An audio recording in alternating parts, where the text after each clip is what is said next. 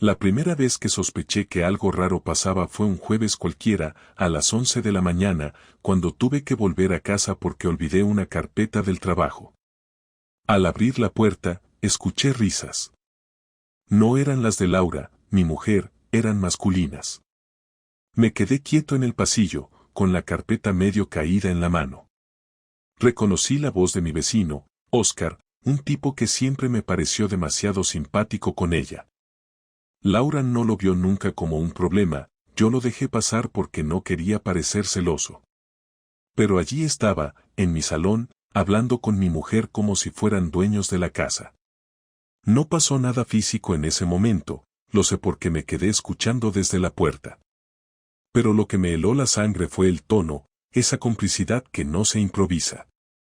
Ella se rió de una forma que hacía años no escuchaba conmigo. Esa risa me taladró la cabeza durante días. No dije nada. Ni siquiera entré. Cerré la puerta con cuidado y me volví al trabajo como si nada hubiera pasado. Pero en mi interior algo se rompió. Era como si hubiera abierto una grieta que no podía volver a cerrar. Desde ese momento empecé a fijarme en todo, en las excusas, en las ausencias, en los cambios de humor. Cada detalle, por mínimo que fuera, se convirtió en una pista.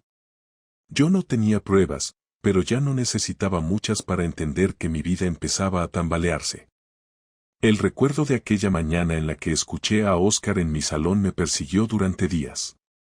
No me atreví a decirle nada a Laura porque necesitaba estar seguro y porque dentro de mí había un miedo ridículo a que me respondiera con una sonrisa y un "te lo has imaginado", como si yo fuera un paranoico. Aún así, el detalle de aquella risa no se me iba de la cabeza. Era como una alarma que me repetía todo el tiempo que algo estaba ocurriendo y yo no quería verlo. Ese mismo sábado por la noche, Laura dijo que iba a salir con sus compañeras del gimnasio.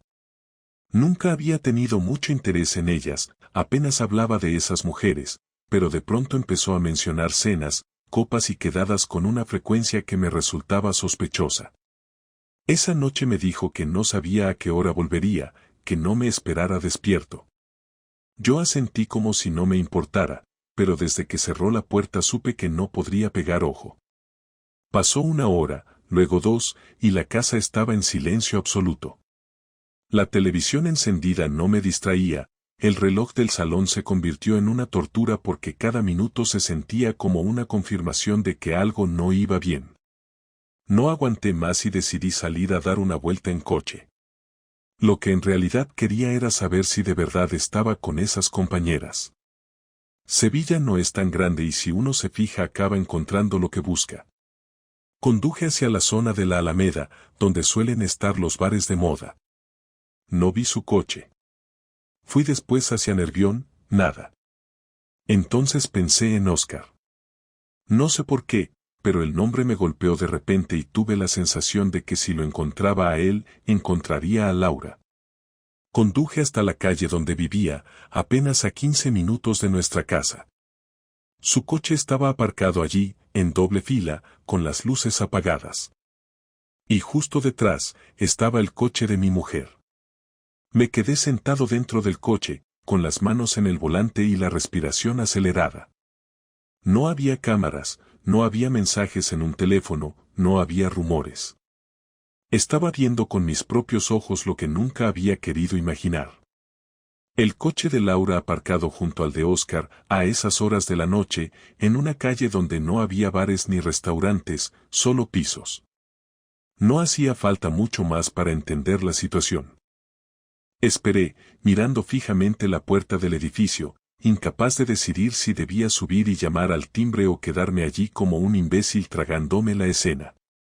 El corazón me latía tan fuerte que sentía que me iba a romper el pecho. Pasaron 20 minutos, media hora, y finalmente los vi salir. Él delante, ella detrás, como dos adolescentes intentando disimular. Él llevaba una camiseta arrugada, ella el maquillaje corrido y el pelo revuelto. No hacían falta explicaciones. En ese momento, en lugar de salir del coche y encararlos, decidí mantenerme en silencio. No sé si fue cobardía o un instinto extraño de supervivencia, pero supe que si los enfrentaba ahí mismo, todo estallaría sin preparación, sin margen para pensar. Preferí observarlos. Los vi despedirse con un beso rápido, de esos que no se dan los vecinos ni los amigos.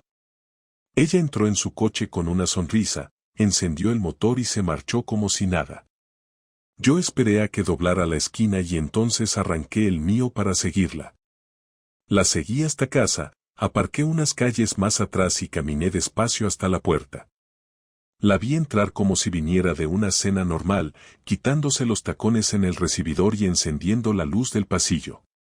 Yo entré unos minutos después, fingiendo haber estado dormido en el sofá. Ella me saludó con un hola cansado y un beso en la mejilla. El olor a colonia masculina me golpeó en la cara, un aroma que no era mío. ¿Qué tal la cena?, le pregunté sin apartar la mirada de la televisión. Bien, nos hemos reído mucho, hemos hablado de tonterías, ya sabes, contestó mientras se quitaba el vestido y lo dejaba colgado de cualquier manera. Quise gritarle en ese momento, preguntarle qué coño hacía en casa de Oscar, pero me contuve. Si algo me quedaba claro era que necesitaba más que un simple olor o un coche aparcado. Necesitaba pruebas que no pudiera negar. Así que asentí y seguí con mi papel de marido confiado, aunque por dentro sentía que me estaba pudriendo. Al día siguiente, mientras ella se duchaba, revisé la guantera de su coche. No encontré nada, salvo un recibo de una gasolinera que no estaba en la ruta de vuelta de ninguna cena con amigas. Era del mismo barrio de Oscar. Aquello era suficiente para mí, pero no para el enfrentamiento que sabía que tendría que llegar. Guardé el recibo en mi bolsillo, como quien guarda un arma que todavía no quiere disparar. Ese domingo actué como si nada hubiera pasado. Fuimos a almorzar con mis padres, dimos un paseo por el centro y volvimos a casa. Todo parecía normal, pero la normalidad era un teatro que me estaba destrozando por dentro. Cada gesto suyo me resultaba falso, cada sonrisa me parecía una burla.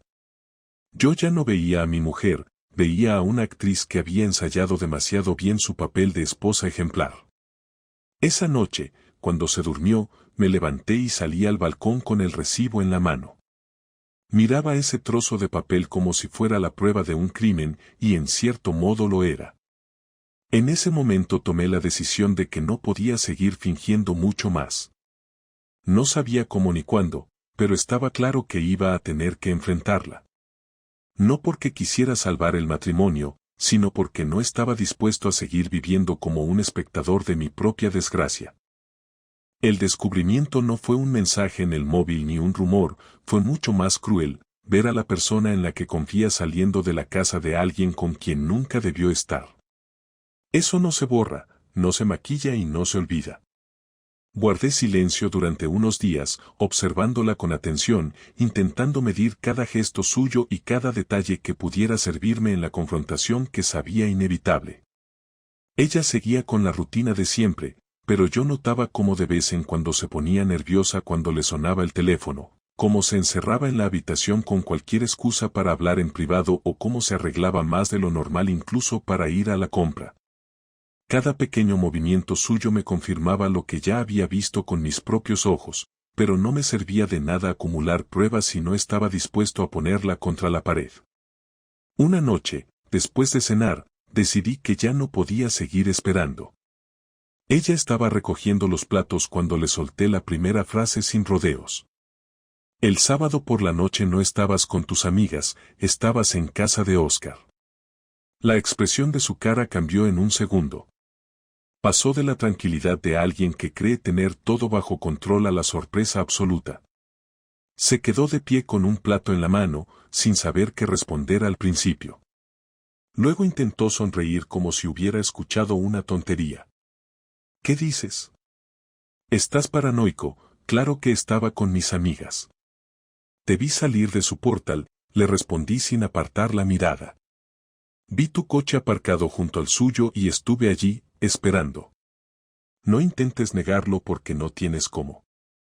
El plato que tenía en la mano terminó de romperse contra el fregadero. No sé si de sus nervios o de la fuerza con la que lo dejó caer. Se giró hacia mí con una mezcla de miedo y rabia, y entonces empezó la avalancha de excusas. No pasó nada, Javier. Solo fui a hablar con él porque está pasando un mal momento. Tiene problemas en su trabajo y me pidió que lo escuchara. Es tu vecino, ¿qué daño puede haber en eso?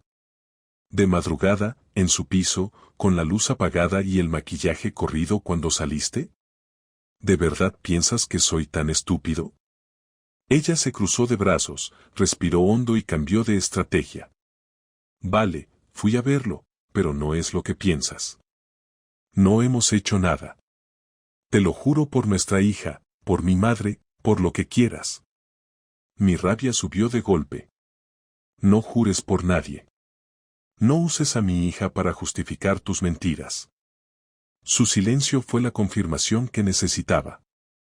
Se sentó en la silla del comedor y empezó a llorar, un llanto forzado que parecía más un intento de manipularme que un arrepentimiento real. Me acerqué, la miré a los ojos y le dije lo que llevaba días tragándome. Te he dado todo, Laura. Nunca te ha faltado nada, ni atención, ni cariño, ni respeto. Y me lo pagas metiéndote en la cama con el primero que te sonríe en el portal de al lado. No digas eso, no fue así, yo no quería, balbuceó mientras intentaba agarrarme la mano, pero la aparté con brusquedad. Entonces explícame cómo coño acabaste allí a escondidas, con su coche y el tuyo aparcados uno detrás del otro, y explícame por qué me mentiste diciendo que estabas con tus amigas.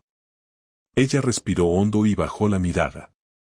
La pausa fue larga y pesada, tanto que llegué a pensar que iba a seguir negándolo hasta el final, pero entonces levantó la cabeza y dijo lo que más me dolió.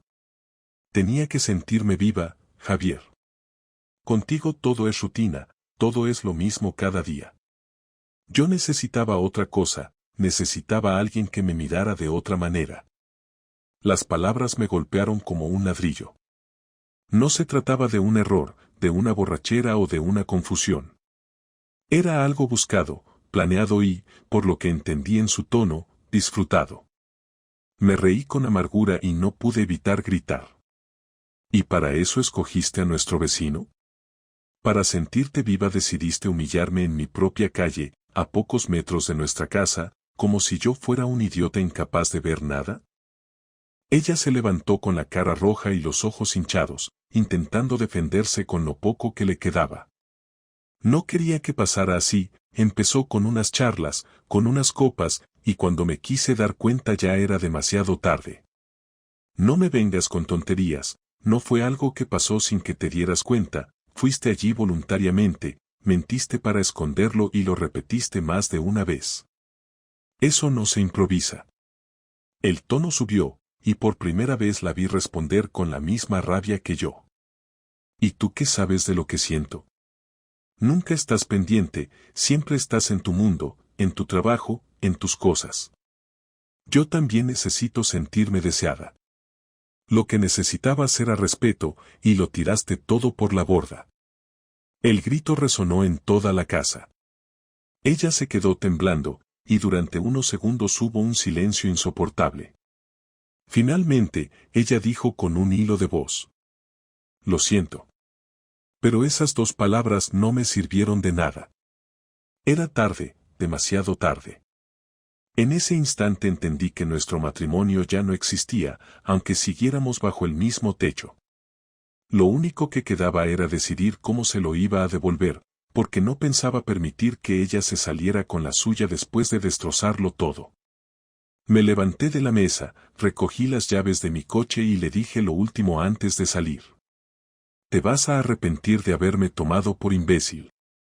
La puerta se cerró de golpe detrás de mí y la dejé llorando en la cocina. No era un final, era el principio de algo mucho más grande. Esa noche no dormí. Salí de casa dando un portazo y conduje sin rumbo durante horas, con la rabia quemándome por dentro. No había vuelta atrás, eso lo tenía claro, lo que no tenía decidido era cómo actuar. No me bastaba con separarme ni con gritarle lo miserable que había sido, necesitaba que sintiera en su piel lo que me había hecho, que pagara por la humillación de haberme engañado con el vecino y encima en mi propia calle. Mientras daba vueltas con el coche, empecé a diseñar un plan, no improvisado, sino meditado, porque quería que su caída fuera tan clara que ni ella ni nadie pudiera justificarla. Lo primero fue contarle todo a alguien de confianza. Llamé a mi hermano, Pedro, y quedamos en un bar discreto de la Macarena. Pedí una cerveza que ni toqué, solo me limité a hablar durante casi una hora seguida, explicándole cada detalle, desde la noche en que escuché a Óscar en mi casa hasta el momento de la confrontación. Pedro me escuchaba en silencio, sin interrumpir, con la mandíbula apretada. Cuando terminé, me dijo con calma que no dejara pasar la oportunidad de desenmascararla públicamente. Según él, lo peor que podía hacer era dejar que la historia quedara entre las paredes de nuestra casa, porque ella acabaría dándole la vuelta, victimizándose, y yo sería el malo. Me convenció. Decidí que la primera parte de la venganza sería dejar claro a la familia y a los amigos lo que había hecho. Al día siguiente, imprimí las fotos que había tomado con el móvil del coche de Laura aparcado junto al de Óscar. Eran pruebas simples pero contundentes, y con el recibo de la gasolinera ya tenía un relato difícil de negar. Preparé un grupo en WhatsApp con mis padres, mis suegros, mis cuñados y algunos amigos cercanos y les envié todo.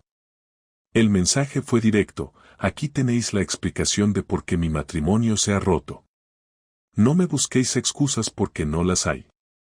El silencio posterior fue casi tan ruidoso como el descubrimiento de la infidelidad. Solo mi madre me contestó con un lo siento, hijo, mientras que los demás desaparecieron. Yo sabía que ese silencio era la confirmación de que estaban impactados. Esa misma tarde fui a hablar con Óscar. No toqué al timbre, lo esperé en la calle hasta que salió de casa con una bolsa de basura en la mano. Cuando me vio, palideció. Caminé hacia él despacio, sin apartar la vista, y le solté la primera frase sin rodeos. Quiero que desaparezcas de mi vida y de la de Laura. Él intentó ponerse digno, balbuceó algo sobre que yo no tenía derecho a hablarle así, pero no lo dejé seguir. Sé todo lo que habéis hecho, y si no quieres que esta calle entera sepa que eres un cobarde incapaz de respetar a un vecino, te conviene hacerme caso. Intentó replicar, pero la mirada de la gente que pasaba por la acera lo obligó a bajar la cabeza. No me hacía falta pegarle ni montar una escena, solo dejar claro que estaba dispuesto a hundirlo si no se apartaba. Le lancé la bolsa de basura al suelo y me fui sin darle tiempo a reaccionar. La segunda parte de mi venganza fue en casa. Cambié las cerraduras mientras Laura estaba en el trabajo y metí sus cosas en bolsas negras que dejé apiladas en el garaje. Cuando llegó y vio que no podía entrar, empezó a gritar desde la puerta. Yo bajé con calma, la miré a la cara y le dije que esa ya no era su casa. No puedes hacerme esto, Javier, es mi hogar, me gritó desesperada. No, Laura, este era nuestro hogar hasta que decidiste llevar a otro a tu cama. Ahora es solo mío, y tú te buscas la vida. Ella intentó empujarme para entrar, pero no la dejé pasar. Los vecinos estaban atentos desde las ventanas y yo no hice nada por disimularlo. Quería que todos fueran testigos de su caída, que su vergüenza fuera pública, que no pudiera esconder la traición detrás de una versión edulcorada. El golpe final lo di unos días después. Organicé una comida con varios amigos en común, sabiendo que ella aparecería porque siempre fue de las que no soportan perder su círculo social. Cuando llegó, todos ya sabían lo ocurrido gracias a mí. No tuvo espacio para excusas ni para lágrimas. La conversación giraba en torno a su engaño, a su hipocresía y a mi decisión de echarla de casa. Ella aguantó el tipo durante un rato, pero al final se levantó llorando y se marchó, dejando claro que ya no tenía un lugar ni en mi vida ni en la de la gente que nos rodeaba. La venganza no era solo expulsarla de casa o exponerla delante de los demás, era devolverle la humillación con la misma crudeza que ella me la había infligido. Me aseguré de que supiera que yo ya no iba a protegerla, que las consecuencias de sus actos serían visibles para todos. No busqué reconciliación ni explicación, porque lo único que me importaba era que sufriera el mismo peso que yo había cargado durante esos días de sospechas y descubrimientos. Cuando por fin la vi recoger sus bolsas del garaje y marcharse con el coche, sentí que se cerraba una etapa. No era alivio, tampoco satisfacción plena, era simplemente la certeza de que había hecho lo necesario para que no quedara duda de lo que había pasado. Y aunque todavía me quedaba la herida abierta, al menos había tomado el control y no había permitido que se riera de mí ni un minuto más. Habían pasado ya 2 semanas desde que la eché de casa y desde entonces no habíamos cruzado más que un par de mensajes fríos sobre cosas prácticas, cuentas pendientes y la recogida de sus pertenencias.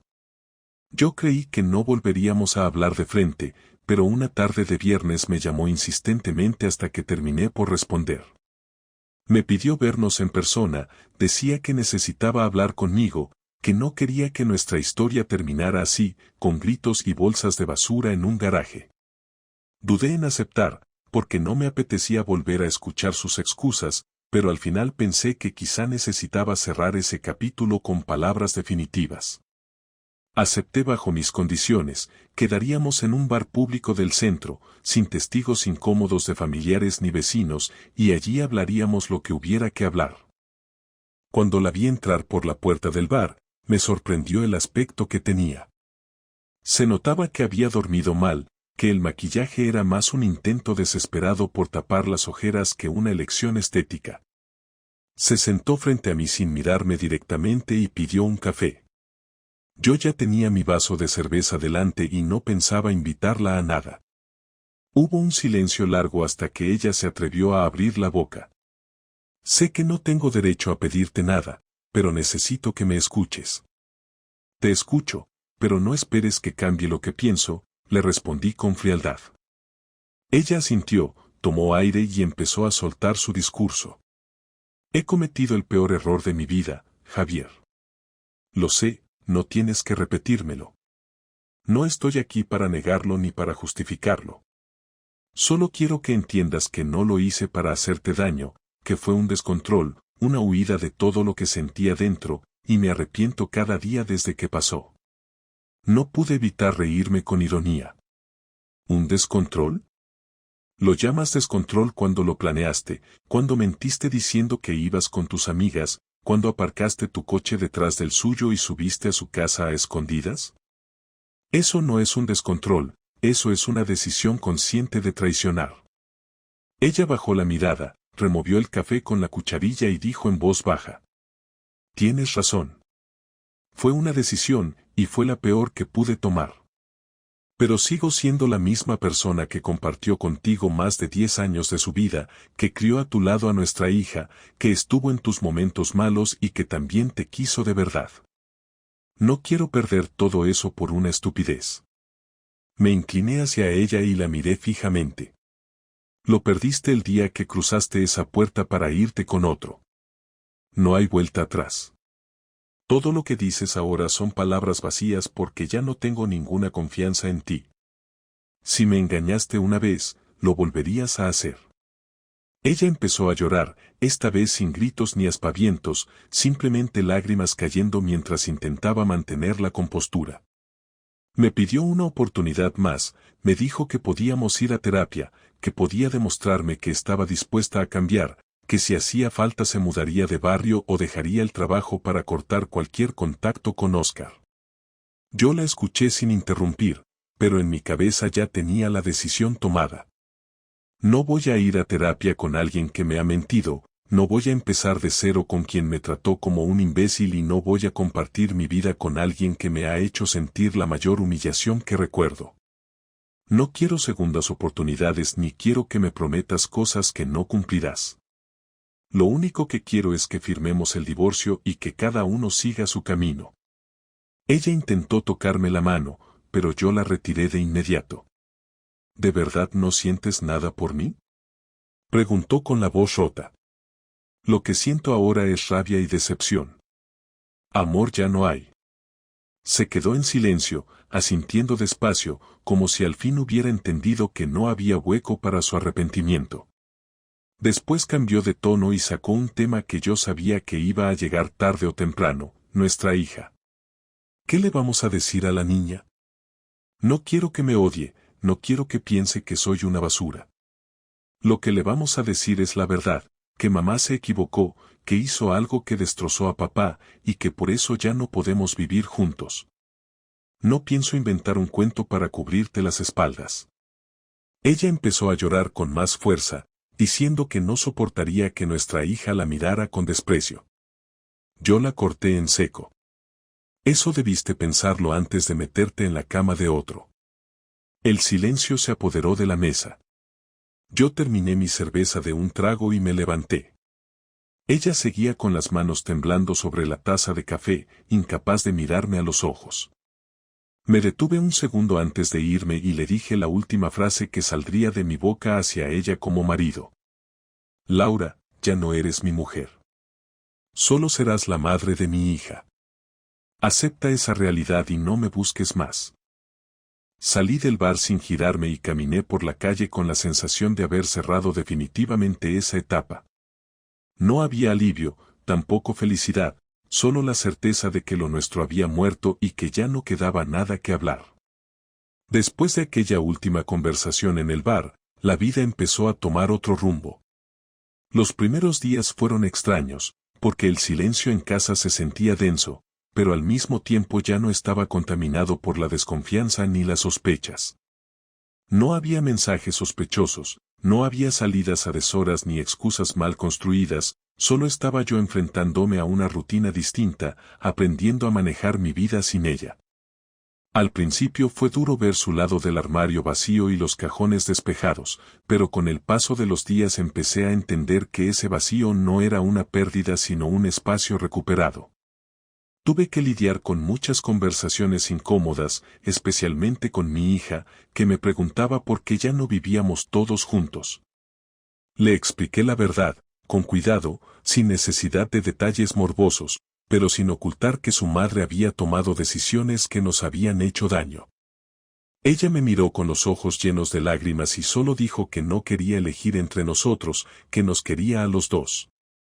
Le prometí que no tendría que elegir, que seguiría viendo a su madre, pero que las cosas habían cambiado y que no había marcha atrás.